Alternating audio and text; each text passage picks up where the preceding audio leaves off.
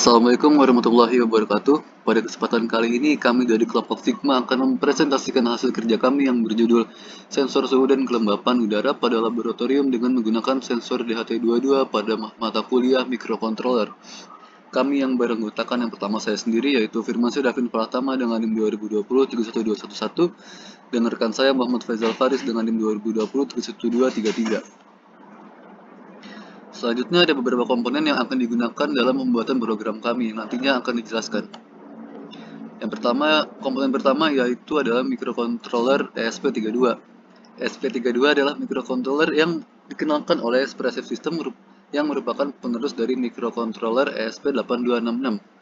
Pada microcontroller ini sudah tersedia modul Wi-Fi dalam chip sehingga sangat mendukung untuk membuat sistem aplikasi IoT atau Internet of Things. Nah, selanjutnya perbedaan dari Arduino Uno dan ESP32 diantaranya adalah tegangannya, yang mana Arduino Uno memiliki tegangan sebesar 5 volt, sementara ESP32 hanya 3,3 volt.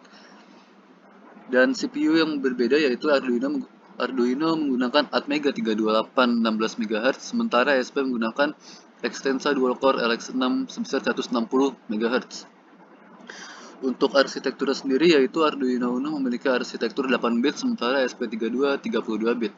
Flash memory Arduino Uno hanya 32 KB sementara ESP32 16 MB. SRAM Arduino 2 KB sementara ESP32 512 KB. GPIO pin atau ADC atau DAC sebesar 14 16 per minus atau tidak tahu. ESP32 yaitu 36 18/2. Bluetooth untuk Arduino Uno tidak ada, sementara ESP32 ada. Wi-Fi untuk Arduino Uno tidak tersedia, sedangkan ESP32 tersedia. Nah, dan untuk sisanya dapat dilihat sendiri. Nah, di sini juga terlihat perbedaan yang menjadi keunggulan microcontroller ESP32 dibanding dengan microcontroller yang lain. Mulai dari pin outnya yang lebih banyak, pin analog lebih banyak, memori yang lebih besar, terdapat Bluetooth 4.0, low energy, serta tersedia Wi-Fi yang memungkinkan untuk mengaplikasikan Internet of Things dengan microcontroller ESP32.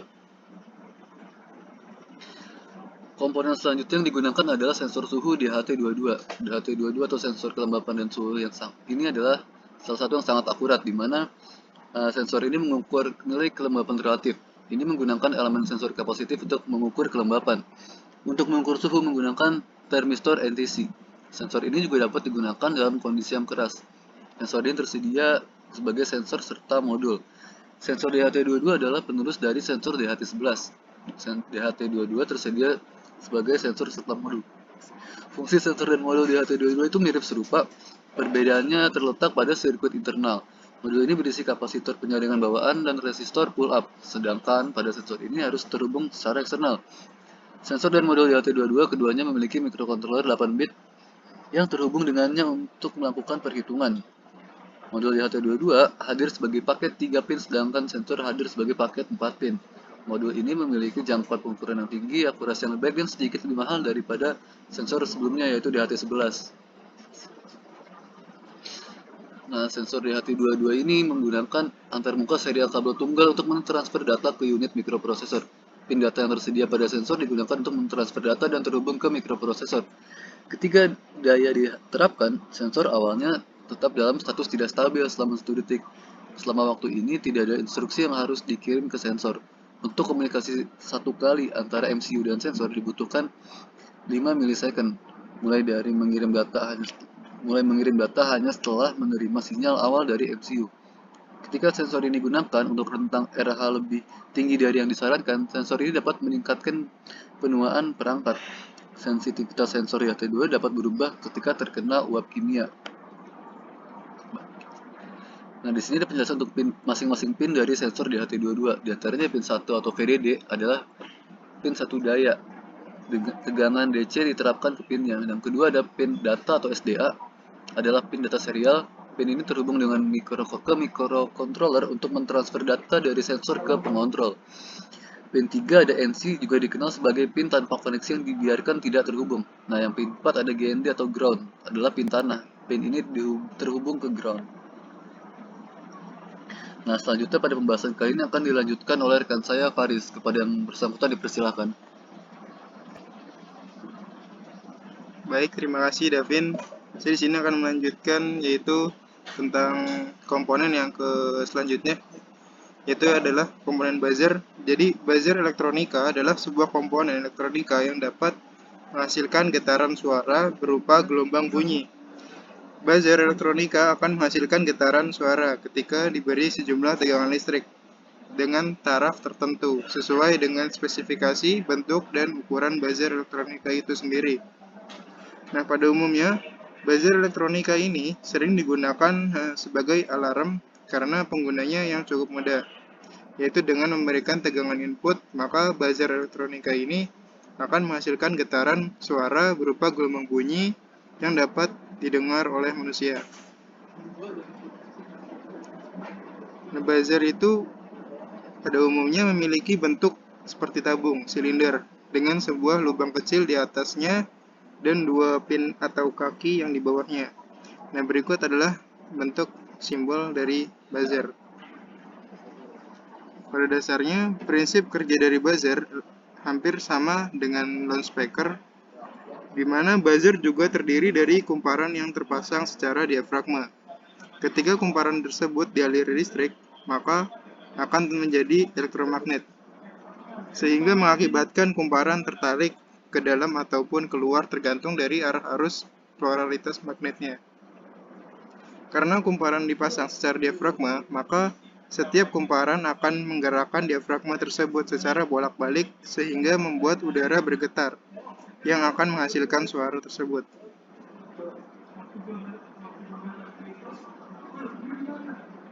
Yang selanjutnya adalah LCD atau Liquid Crystal Display, yang merupakan salah satu jenis teknologi yang telah ada sejak tahun 1888.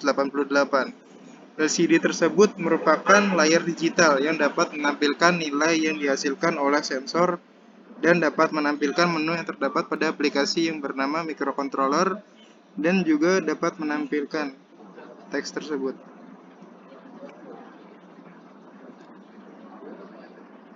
Nah, LCD pada umumnya dibuat dengan menggunakan sistem komunikasi jenis paralel. Nah, dalam hal ini tentunya akan banyak port microcontroller yang dibutuhkan pada saat menggunakan LCD. Untuk dapat mengcover segala jenis komunikasi atau semua sistem yang akan saling berhubungan dengan microcontroller, maka memerlukan penghemat port pada microcontroller. Nah, selanjutnya ada beberapa bagian dari rangkaian serial LCD yang sangat berfungsi. Bagian tersebut yaitu ada clock yang merupakan masukan clock yang berasal dari microcontroller tersebut. Nah, kemudian ada data yang digunakan untuk memasukkan data tampilan pada LCD. Selanjutnya ada enable juga yang merupakan selektor mode untuk membaca data LCD atau disable. Nah, LED berfungsi sebagai jalur yang dapat mengendalikan background LCD. Dan yang terakhir ada potentiometer yang memiliki fungsi untuk mengatur tingkatan kecerahan dan yang terdapat pada LCD. Nah, untuk mengendalikan LCD yang digunakan rangkaian paralel ini membutuhkan 4 port microcontroller.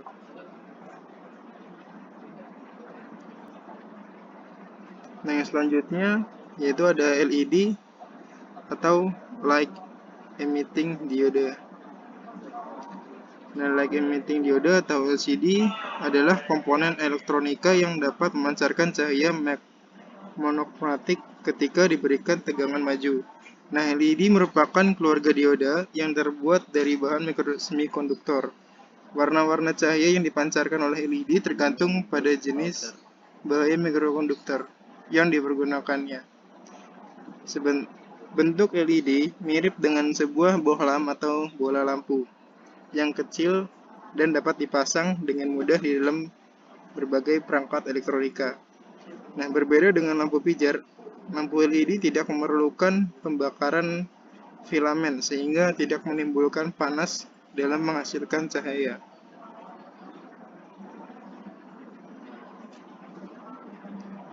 Nah, seperti yang dikatakan sebelumnya, LED merupakan keluarga dari dioda yang terbuat dari semikonduktor.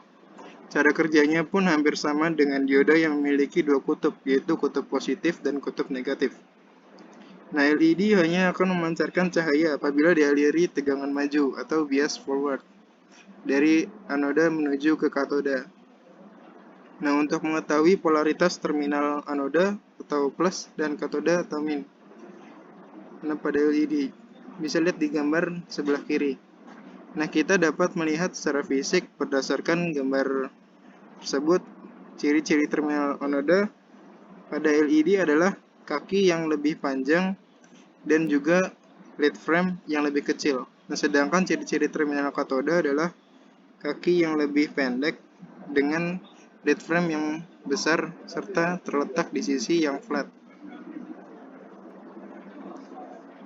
Nah, yang terakhir yaitu ada komponen resistor yang merupakan komponen elektronika bersifat pasif yang memiliki nilai resistansi atau suatu hambatan. Nah, hal itulah yang menyebabkan resistor berfungsi untuk membatasi dan mengatur arus listrik pada sebuah rangkaian elektronika. Resistor atau resistansi biasanya disebut juga sebagai tahanan atau hambatan pada sebuah program. Nah, agar resistor dapat berfungsi untuk membatasi atau mengatur arus listrik, maka harus bekerja dengan hukum Ohm. Nah, karena hukum Ohm merupakan satuan dari resistor atau hambatan itu. Nah, sekian dari kelompok kami. Kurang lebihnya mohon maaf. Terima kasih. Wassalamualaikum warahmatullahi wabarakatuh.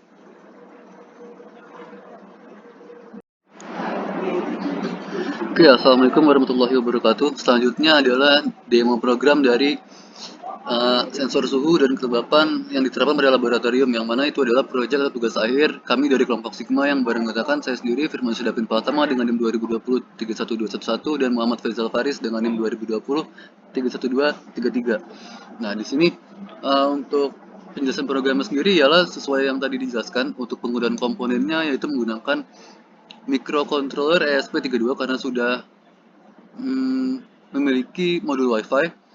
Jadi kita bisa sambungkan ke ThingsBoard. Nah, selanjutnya di sini saya menggunakan 3 buah LED, 3 buah resistor, 1 sensor suhu dan kelembapan DHT22, LCD biru, dan sebuah buzzer. Nah, jadi konsep yang akan dijelaskan di sini ialah, jadi ketika suhu atau kelembapan sudah mencapai tahapan atau hitungan tertentu, maka buzzer akan berbunyi, lampu akan menyala sebagai penanda bahwasannya ada kesalahan dalam suhu ruangan atau ada hal yang tidak seharusnya terjadi yang terjadi di ruangan tersebut. Dalam artian suhunya terlalu tinggi atau kelembapan yang terlalu tinggi atau sebaliknya.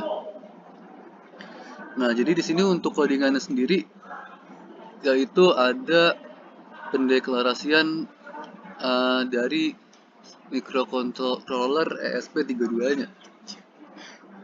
Nah, dideklarasikan juga ESP untuk Wi-Fi-nya. Jadi dapat tersambung untuk Wi-Fi-nya sendiri. Selanjutnya untuk library-nya sendiri di sini kami menggunakan library untuk LCD. DHT sensor untuk ESP, ThingsBoard yang mana akan disambungkan ke ThingsBoard, Arduino JSON dan PubSub client.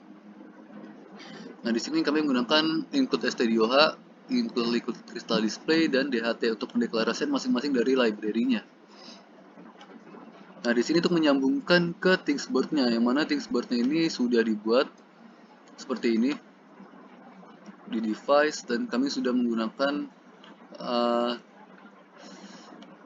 aplikasi dari kami sendiri, di mana nanti untuk menyimpan telemetri yang ada di sini. Dan kami juga sudah mengambil tokennya melalui copy access token ini, dan dimana akan disambungkan ke ThingsBoard kami ini dari ESP32 di Walkway ini.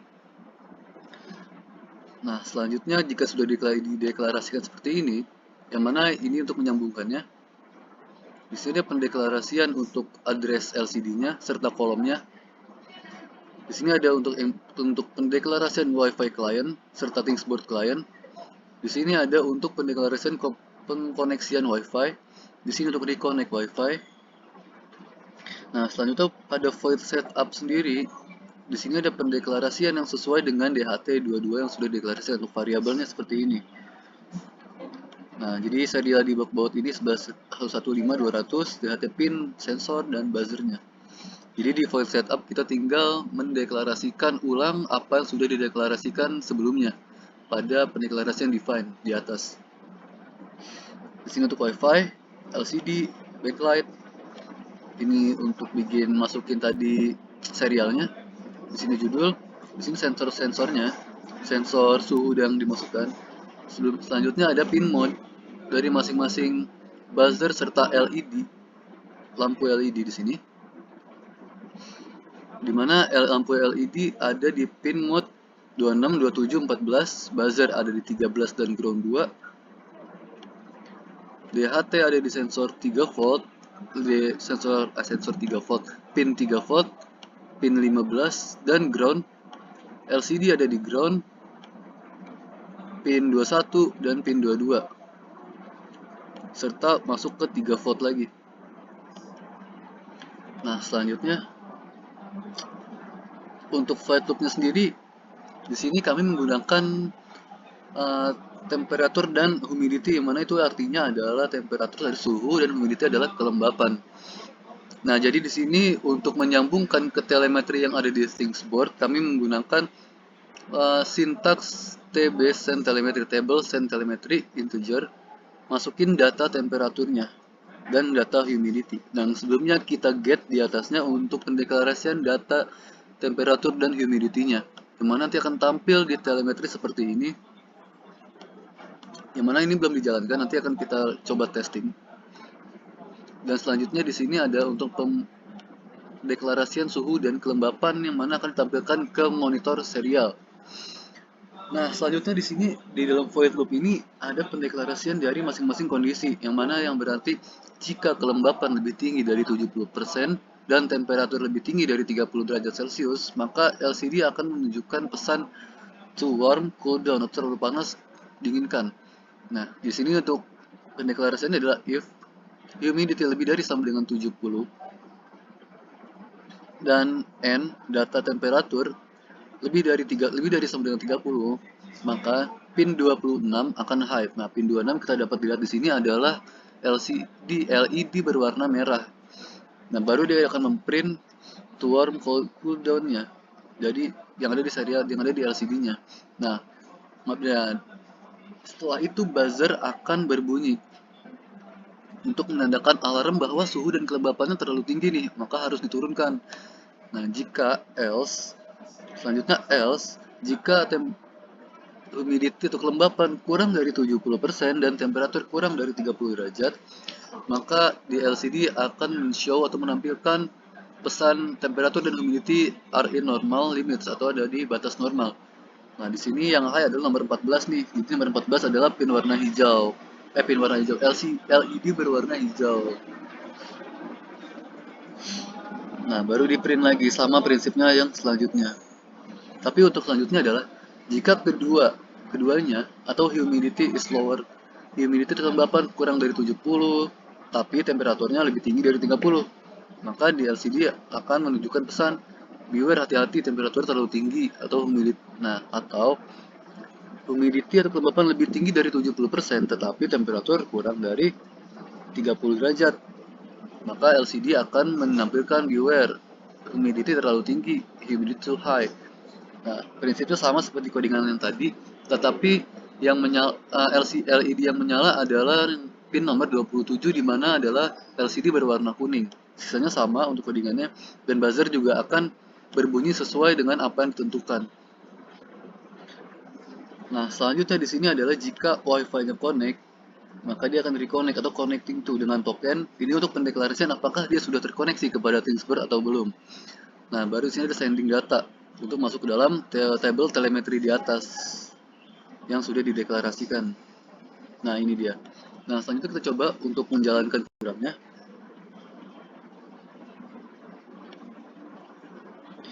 Nah, di sini udah connect atau sudah tersambung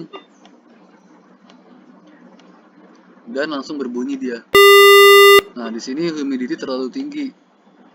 Nah, di sini temperature are in normal limit. Nah, di sini udah masuk ke ThinkSpot dengan token yang kami sudah buat tadi atau kami sudah dapatkan, yaitu project kami sendiri. Nah, jika temperatur terlalu tinggi,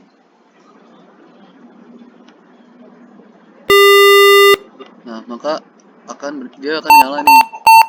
Tuh, terlalu panas, merah, LCD merah akan menyala dengan buzzer yang berbeda-beda. Tetapi jika hijau, buzzer tidak akan berbunyi. Seperti itu konsepnya.